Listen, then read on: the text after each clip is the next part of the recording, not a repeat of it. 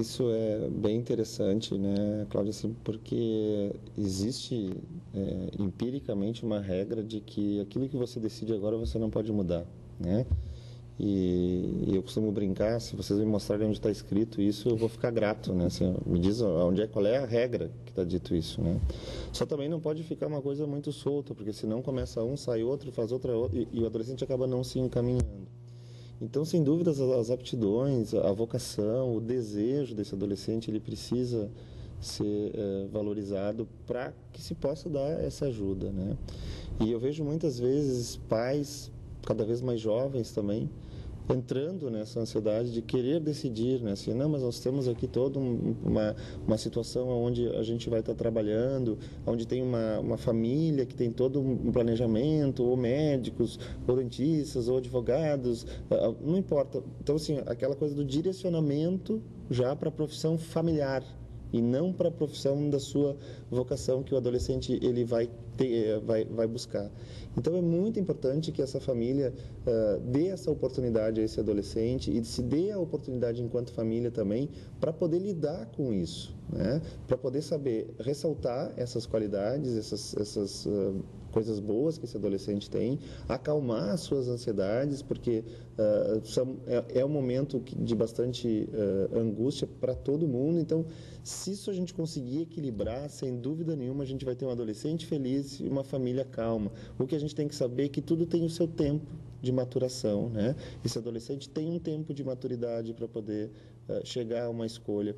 Hoje em dia nós temos na psicologia um teste que foi lançado há pouco tempo, que é a escala de maturidade profissional. Então, antes de fazer uma avaliação vocacional hoje, a gente verifica se esse adolescente ou até mesmo esse adulto está maduro o suficiente para fazer a sua tomada de decisão em relação à sua profissão. E às vezes a gente chega numa conclusão, há um tempo atrás eu cheguei num valor médio. Então eu disse para o adolescente, para a mãe dele, olha, ele não está pronto ainda para tomar decisão, ele está num nível médio. Então o que ele tomar hoje de decisão, pode ser que até o final do ano mude, né? Então vamos fazendo cursinho e a gente vai conversando e vai trabalhando para ele poder chegar lá. Porque aí vem aquele discurso, eu quero que o meu filho seja feliz, mas sendo médico, né? Então, às vezes, esse discurso, eu quero que meu filho seja feliz, é meio complicado, né? Então, a família tem que se ligar nisso, né? Seja a projeção daquilo que se deseja. Exatamente, podendo ser até a mesma projeção daquilo que eu gostaria de eu ter feito e não fiz, né? Então, é interessante quando se ouve pais, eu quero muito que ele seja feliz, mas quando eles botam mais, eu já digo, tá, lá vem bomba, né? Realmente, doutor Fernando, é uma situação que merece, sim, uma atenção especial, merece uma preparação e, como a gente sempre procura colocar dentro do programa, assim, aquelas questões importantes de relevância, inclusive, para o pessoal que está ligado com a gente, porque se fala muito sobre todas essas questões, mas, de fato, assim, aquele aprofundamento necessário, aquele tempo necessário para que a gente possa chegar e, de repente, tocar na pessoa que está lá nos ouvindo agora, nos assistindo nesse momento, e, de repente, cai a ficha. Ele, com essas informações, chega lá e começa a perceber que realmente ele tem que ter uma maturidade, como o senhor falou, que de repente nem não é pela idade que se encontra a maturidade. Até eu gostaria que o senhor fizesse uma pequena observação nesse sentido, porque na verdade merece um capítulo todo especial. Sem dúvida. A maturidade, ela vem muitas vezes até mesmo por experiências, né? Por questões orgânicas também, a gente percebe que é uma maturação natural, cerebralmente falando, mas as questões emocionais é muito uma questão de troca, né? A gente fala muito que as pessoas, às vezes, com poucas condições, acabam sendo pessoas mais maduras mais rapidamente do que aquelas que têm mais condições, até mesmo financeiramente falando, pelas experiências de vida. Então, não adianta nada um filho que, de repente, tem todo um cuidado de uns pais que têm 30 anos, mas que nunca abriu a porta, não sabe direito o que tem lá pela rua, pode estar com um nível de maturidade muito menor do que aquela criança que desde cedo já foi convidada a fazer algumas coisas já como responsabilidades, ajudas ou coisa nada, é óbvio, nada passando pelas questões não legais, mas podendo estar numa interação. Então a criança vem num crescente, o adulto vem num crescente também nessa questão de maturidade, que é importante se ressaltar, que não tem nada a ver com a questão da idade cronológica. A maturidade emocional é uma coisa coisa, idade cronológica é outra. A gente pega muitas pessoas hoje em dia que têm uma idade cronológica elevada, mas em alguns momentos estão imaturos emocionalmente, até mesmo para uma tomada de decisão, às vezes até as mais simples, como vou assistir um filme tal ou filme tal. Então, a gente vai observando isso. E nessa questão de profissão, não foge muito disso. Então, a gente precisa estar, sim, vendo o quanto esse adolescente está maduro, ou quanto esse adulto está maduro para a tomada de decisão de uma profissão que ele tem ali pela frente, né? Ou até mesmo para ouvir essa questão de colocação de quero que meu filho seja feliz mais. E muitas vezes eu já ouvi de adolescente, minha mãe está mais ansiosa do que eu vou levar essa avaliação numa boa. Aí eu combino muitas vezes com o adolescente de conversar com a mãe também. Às vezes eu tenho que acalmar mais a mãe e o adolescente está pronto para assumir aquilo que ele quer, mas a mãe não. A mãe está mais ansiosa, o pai está mais ansioso.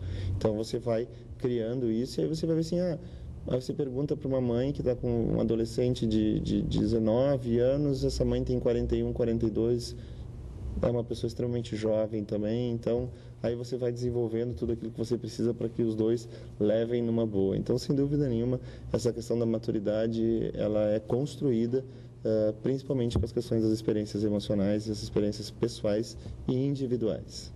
É bom destacar isso, de fato.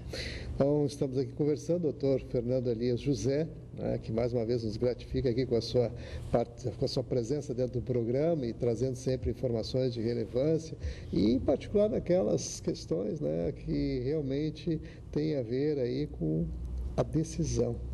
O momento de decidir, o momento de escolha, né, a ansiedade, viver novas experiências, desafios, enfim, são muitas circunstâncias e uma complexidade imensa em cima disso. Quer dizer, o preparo da família, o preparo do adolescente, né, do estudante, enfim, aquela pessoa que está lá, né, passando por um momento que todos nós passamos, né? A gente sabe bem o que é a realidade de cada um e a vivência, como o senhor disse, a experiência de cada um também deve ser respeitada, né? Porque são distintas, né? E é bom a gente colocar também essa situação.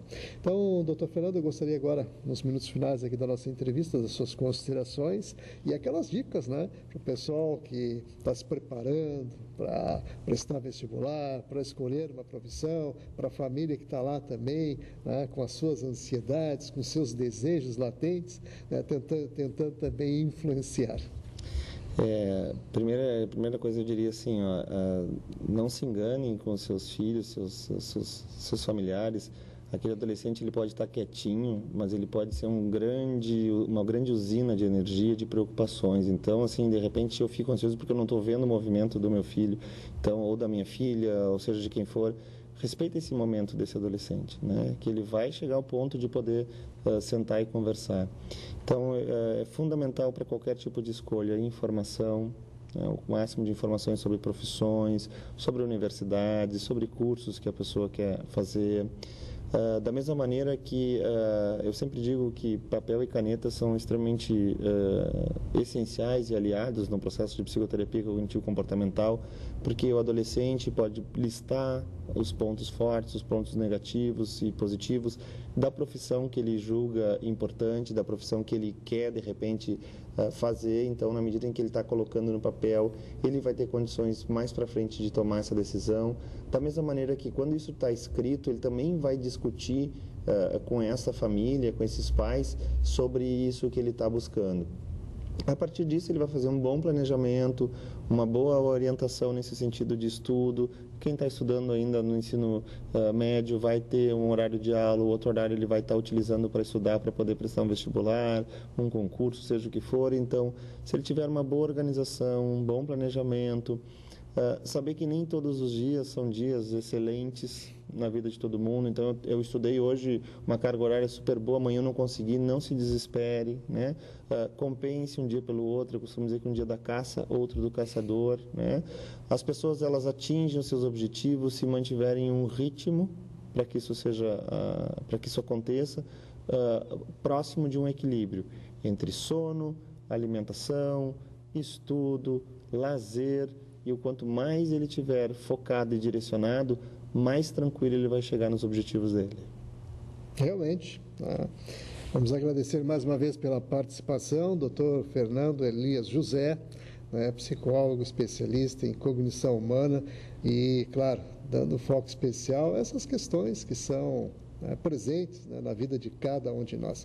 E quero colocar no rodapé do vídeo também, para você, tendo dúvidas, obter mais informações, ele se coloca à disposição nesse sentido, o site fernandoeliasjosé.com.br, o telefone, né, de contato aí, o 3331 1573, o DDD 51, aqui de Porto Alegre.